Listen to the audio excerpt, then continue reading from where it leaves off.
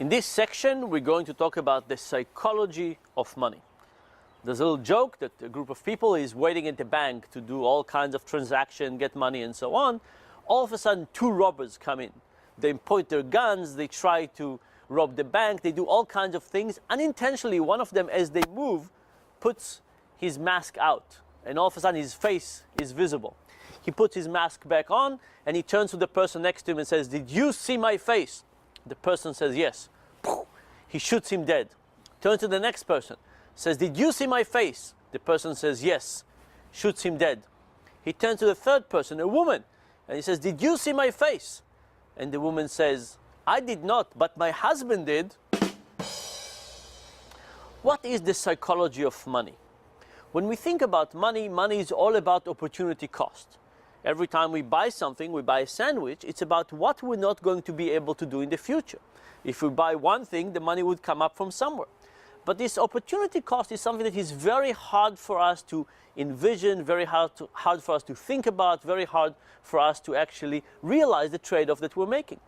So instead, what do we do as human beings? We look at all kinds of shortcuts, all kinds of other things that we could do with money to make us feel that we're making the right decision. This is why we do things like we care about the method of payment that we're using. We look at relativity. We look at relative prices. We do all kinds of other things that are not perfectly rational, but at least makes us feel that we're making the right decision. And my hope is that by the end of this section, you will not just better understand the psychology of money, you might actually be able to make slightly better decisions with your own money.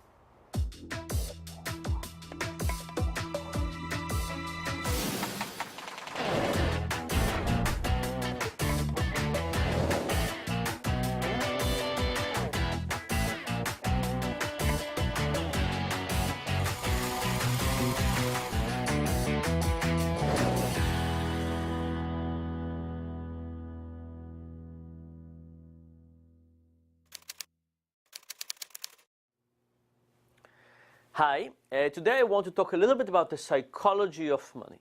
Now, this might seem strange because after all, we use money all the time. We use it day in and day out, over time, lots of kind of payments, cash, credit cards, and so on. And because we use it so much, we might think that we're experts in using money. But I want us to question this. I want us to go back a little bit, and I want us to ask, do we really understand how money works? Do we really kind of figure out how it works, what kind of tricks it have, how we use it, how it influences what we're willing to do? But before we say some bad things about money, my mother always told me that it's always nice to say something good to start with. So let's talk about some good things. So money is an incredible invention. Just think to yourself, how would the world look like without money? We would probably have to do barters all the time. We might grow broccoli, and somebody else might raise chickens, and we would have to take our broccoli and go to the chicken farmer and try to trade how much broccoli for how much chicken. Do they want some broccoli today or not? The world would be incredibly difficult if we had to do barters on a domain-by-domain, in a domain-by-domain way. Now, what does money do? Money creates a central mechanism that everything could be traded off with. We can trade broccoli for money and then money for chicken and so on and so forth. So now we don't need to worry about all of those exchanges. We could just do one exchange with money. So from that perspective, it's amazing to think about what an invention money has been and how it helps the market operate in a much more efficient and wonderful way. I think it's at the level of the wheel. Like it's such an important invention for society. Okay. So now that we've said something good about money, let's start examining the bad sides about money and all kind of the challenges that we have. So psychologically, what is money about and how should we think about money? Well, money is all about opportunity cost.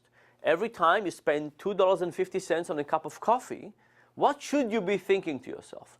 You should be thinking about what else could you have done instead? Where's this money coming from?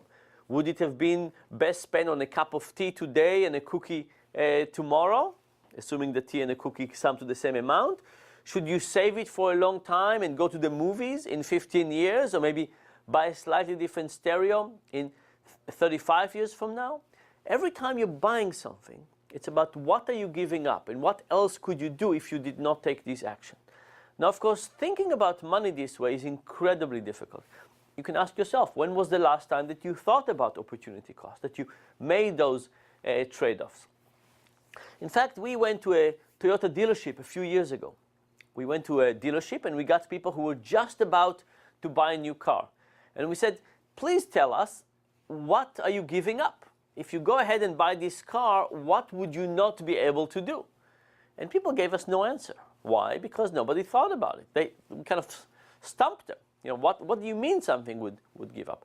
But then we insisted. We said, hey, something will have to give up. What are you going to give up? And the most people would give us, the most they told us, is that they buy a Toyota, they can't buy a Honda. Which means that they made a substitution in the same time frame, in the same category. Now what people should have said is that this amount is equivalent to what I would have to give up by 2 weeks of vacation for the next 4 years, and 700 lattes and 37 books. Something like that, that is across time and across many categories. But the fact is, it's incredibly hard to work this way, so we don't. Now, there's another thing to think about money, which is the way that we have money functioning in our environment makes it more difficult. So imagine, for example, that I was in charge of your finances, and every week I would give you an envelope with cash. And this was the cash that you had to spend during that week, and you had nothing else. What would happen? In the beginning of the week, you would feel that you could pay for a cab and buy a sandwich and get beer and get a new shirt. But as the money, as the amount went down and down and down, you would realize your trade-offs to a higher degree. You would say, oh, if I buy this, I can't buy that, and the trade-offs would become much more clear. Now, that would work out if I gave you money for a week, and it would only probably really kick in the last few days. What if I gave you money for the whole year? Now it will be really difficult to think about this. Or what if the world looks like the current economy, in which I gave you credit cards, and I gave you student loans and mortgages and car payments. And now, in that environment, what would have been the horizon of your payment? You see, if you get an envelope with a fixed amount of money, that's your horizon. It's easy to see the cost and benefit. It's easy to see the trade-offs that you're making. But if you don't have a clear horizon, it's saving for retirement, not really clear how long I would live. I have all these student loans and I have this mortgage. The horizon is so unclear, the trade-offs that we're making are less clear. So the point is that we are supposed to be thinking about money in a trade-off analysis. We're supposed to think about the opportunity cost, or what's sometimes called the shadow value of price, the shadow value of money. But it's hard to do anyway, and the financial environment that we've created makes it even harder to think this way. So, what do we know in general? When people face a problem that is too difficult to compute, too difficult to figure out the right way, we take some shortcuts. We figure out other ways to do it, not the right ways, but at least some ways. And this is what I want to talk about next. This cartoon clearly indicates the idea of opportunity cost, not in the domain of money, but in another domain. It says, we found we really missed going to the theater and eating in nice restaurants, so we gave our kids away. And of course, kids are the ultimate opportunity cost. You get kids, there's lots and lots of things you can't do, but even with kids, many people don't think about it up front, about what they're going to give up. Here is one experiment that very elegantly illustrates this problem that we have with thinking about opportunity cost. So imagine that you were given a choice, and you said, would you prefer to buy a Sony stereo system for $700 or a Pioneer system for $1,000? And basically what you're being asked in this question is, how do you value the quality of the two stereos compared to the financial savings of $300? How much is the Pioneer better than the Sony, and how useful is the $300 for you? That's one setup. And in that particular setup, lots and lots of people chose the Pioneer system. In the second setup, it was given in a slightly different way. It says, would you like to pay $1,000 for the Sony stereo or $1,000 for the Pioneer stereo? But if you pay $1,000 for the Sony stereo, you also get $300 to spend on CDs and DVDs.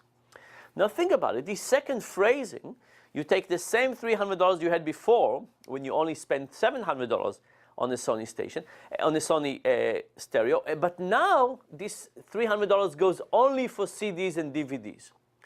From a rational perspective, the second case is less appealing, because the Sony includes $300 you can only spend on CDs and DVDs, where in the first case you could have taken these $300 and spent on anything else you want.